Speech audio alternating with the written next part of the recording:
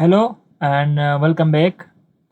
So, in this video, we will discuss about the mole volume calculation. इससे पहले video में हम कुछ इंपॉर्टेंट फार्मूलाज हमने डिस्कस किए थे और उसमें हमने ये बताया था कि ये जो स्टोइचोमेट्री के हवाले से जितने भी क्वेश्चंस आते हैं, ठीक है, उसको हम किस तरीके से इजीली हल कर सकते हैं with the help of formulas. So हमारी ये पहली वीडियो है जिसमें हम बात करेंगे मोल वॉल्यूम कैलकुलेशंस की, ठीक है, यानी कि आपको वॉल्यूम दिया हुआ हो, सो उसमें से आपने मोल फाइंड करना है। तो कैसे करेंगे? आपको मोल दिया हुआ हो और आपसे वॉल्यूम पूछा हो तो आप कैसे हल करेंगे? ठीक है जी। तो this type of equation is known as mole volume calculation. So let's start from question number 1। ठीक है, क्वेश्चन नंबर 1 को हम ज़रा यहाँ पर करते हैं और उसमें हमें क्या गिवन है, देखें। How many mole of oxygen molecule are there in 20 DM cube 20 DM cube of oxygen gas at STP, standard temperature and pressure है। ठीक है, सो हमें वॉल्यूम गिवन है और हमसे क्या पूछा है? मोल पूछा है।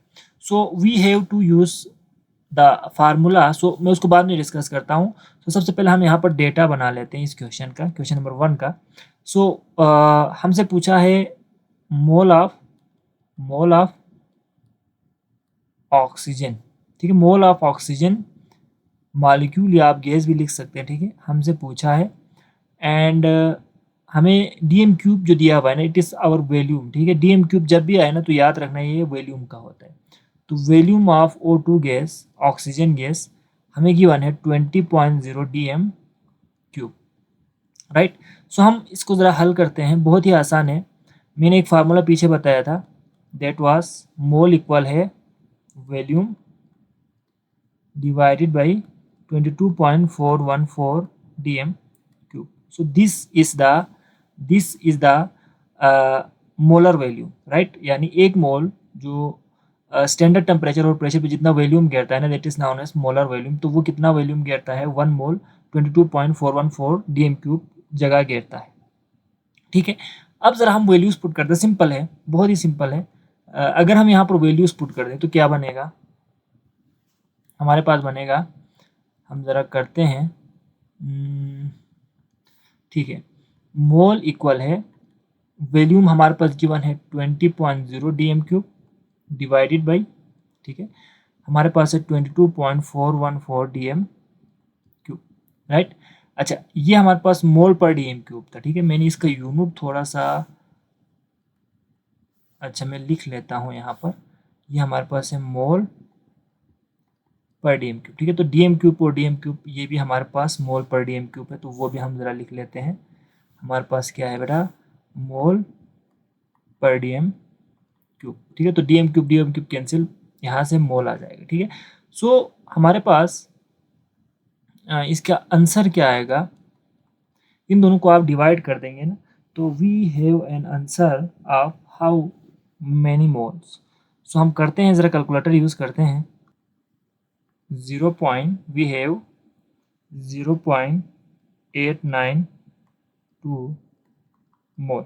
ठीक है जी। So this is our answer. बहुत ही आसान है, हमने फार्मूला यूज़ किया। ठीक है, now let's move on to the question number 2। ठीक है, क्वेश्चन नंबर 2 की तरफ हम जाते हैं, जिसमें हमें क्या बताया हुआ है, मैं ज़रा पढ़ता हूँ यहाँ से। व्हाट वॉल्यूम, ठीक है जी, तो हमसे वॉल्यूम पूछा है और 0.6 mole of H2 gas occupy at STP। So हमें मोल गिवन है, वॉल्यूम पूछा है। तो बहुत ही सिंपल है। सिंपल इसलिए है क्योंकि यही चीज़ हमने दोबारा करनी है। तो मैं यहाँ पर क्वेश्चन 2 इस साइड पर करता हूँ। ठीक है, ज़रा देख, ठीक है, इधर आ जाएगा। सो हमारे पास डेटा बनाओ सबसे पहले, ये ज़रूरी है बेटा। ठीक है, ये पैटर्न को आपने फॉलो करना है। तो मोल ऑफ H2 गैस हमारे पास गिवन है, वो है 100, सॉरी, हमारे पास गिवन है 0.6 मोल, राइट। और हमसे क्या पूछा है? वॉल्यूम कितना ऑक्यूपाई करेगा, वॉल्यूम ऑफ H2 गैस, वो हमने फाइंड करना है। सो सॉल्यूशन करते हैं, फार्मूला दोबारा से यूज़ करेंगे। मोल इक्वल है वॉल्यूम डिवाइडेड बाई 22.414। ठीक है, सो अगर हम यहाँ से मोल हमें गिवन है ना, सो इन दोनों को वॉल्यूम इस साइड पे लाओ, मैथ सिंपल मैथ है, तो मोल मल्टीप्लाई हो जाएगा 22.414 के साथ। ठीक है, तो मोल हमारे पास गिवन है 0.6 एंड 22.414। ज़रा इसको हम कैलकुलेट करते हैं, इन दोनों को मल्टीप्लाई करने से क्या होता है 0.6 मल्टीप्लाई बाई 22.414, तो हमारे पास आता है 13.44 dm क्यूब हमारा आंसर आएगा। ठीक है, सो इस तरीके से आप क्या कर सकते हैं, मोल की मदद से, ठीक है, मोल की मदद से आप वॉल्यूम फाइंड कर सकते हैं।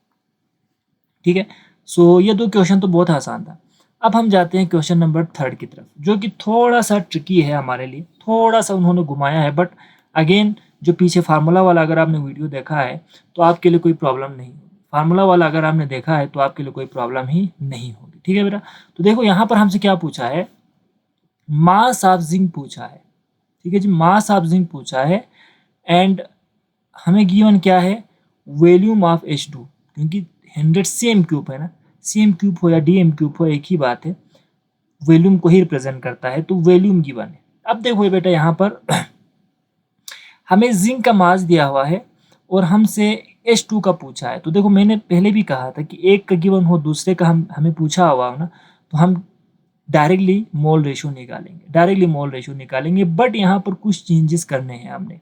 देखो मास गिवन है ना, ठीक है, सॉरी मास नहीं, हमें गिवन है यहाँ पर वॉल्यूम गिवन है सेम क्यूब में, तो इसको पहले डीएम क्यूब में कन्वर्ट करेंगे, फिर मोल में कन्वर्ट करेंगे, फिर मोल रेशियो निकालेंगे, फिर मोल आएगा तो उस मोल को मास में कन्वर्ट करेंगे। थोड़ा सा लेंथी लग रहा है, बट जब हम करेंगे ना तो बहुत ही आपको इजी लगेगा। हम ज़रा यहाँ पर करते हैं, ठीक है, तो क्वेश्चन 3 को ज़रा हम हल करते हैं। तो ज़रा हम डेटा बनाते हैं, हमारे पास है वॉल्यूम गिवन है, वॉल्यूम ऑफ H2 गिवन है, जो कि हमारे पास है 100 सेम क्यूब। ठीक है, और हमसे क्या पूछा है, मास ऑफ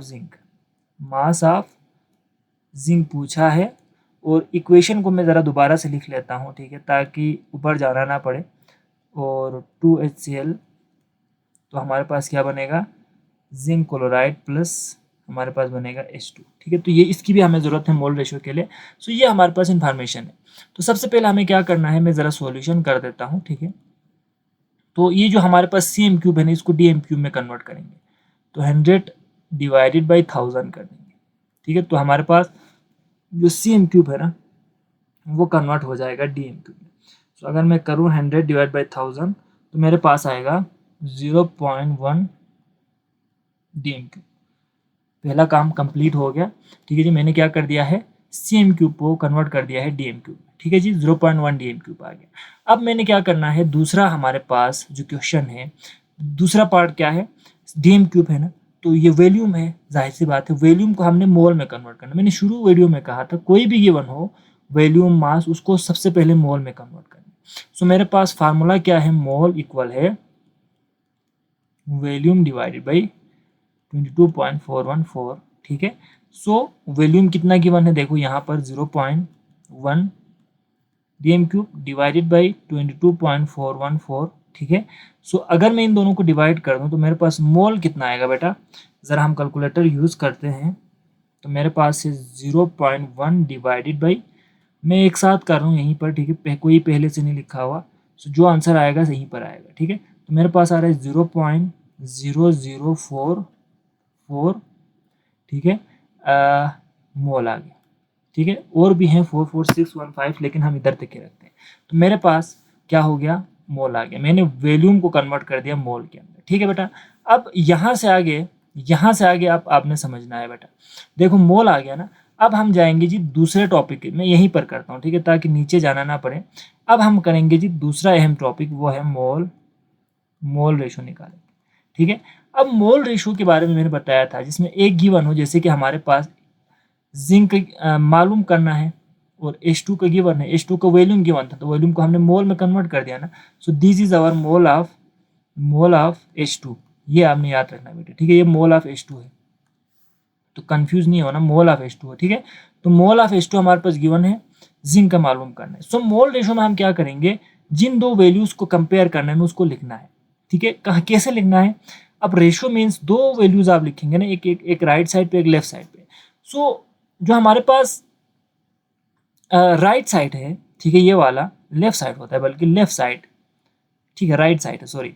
यहाँ पर हम वो वैल्यू रखेंगे जो इसका हमें पता है। जैसे यहाँ पर हमें क्या पता है, H2 का पता है ना मोल, ठीक है, जिसका मोल पता है उसको रखना है। तो इस साइड पे मैं रखूंगा H2 और दूसरे साइड पर उसको रखें जिसका आपसे पूछा है, मास ऑफ जिंक पूछा है ना, सो हम मोल ऑफ जिंक को इस साइड पे रखेंगे। समझ गए बेटा? तो H2 रेशियो जिंक कर देंगे। अब यहाँ देखो H2 का कितना मोल है, इक्वेशन में देखना, इस इक्वेशन में, ठीक है। सो H2 का 1 मोल है और जिंक का कितना मोल है, जिंक का भी 1 ही मोल है, ठीक है। अब H2 का 1 मोल तो इक्वेशन में था, लेकिन गिवन कितना था, देखो बेटा यहाँ पर हमारे पास गिवन है 0.0044 मोल था, ठीक है। तो इसका भी कितना हो जाएगा, हमने मल्टीप्लाई कर देने 1 से, तो इस 1 से भी मल्टीप्लाई हो जाएगा, इधर भी कितना आएगा 0.0044 मोल आ जाएगा। तो यहाँ पर देखो बेटा हमने H2 की मदद से जिंक का मोल मालूम किया, H2 का इतना था तो जिंक का भी कितना मोल आ गया, 0.0044 मोल आ गया। अब आधा सफ़र तो हमारा कंप्लीट हो गया, लेकिन सवाल में हमसे क्या पूछा है, मास ऑफ जिंक पूछा है, मास ऑफ जिंक पूछा है, मोल नहीं पूछा। So we have to convert this mole into mass. So we know a formula which was mole equal है मास अवर मोलर मास, राइट। सो मास पूछा है तो मोल तो गिवन है, ये रहा, ठीक है, मोलर मास भी गिवन होता है। सो मास क्या हो जाएगा, mole multiply by molar mass, ठीक है। This is mass of zinc, right, ये याद रखना, मास ऑफ जिंक है। So mole of zinc multiply molar mass of zinc हो जाएगा। तो मोल हमारे पास है 0.0044 multiply by molar mass of zinc हमारे पास कितना है 65, ठीक है। So molar mass of zinc is 65। तो ज़रा मल्टीप्लाई करेंगे जी, हम इसको कैलकुलेटर यूज़ करेंगे।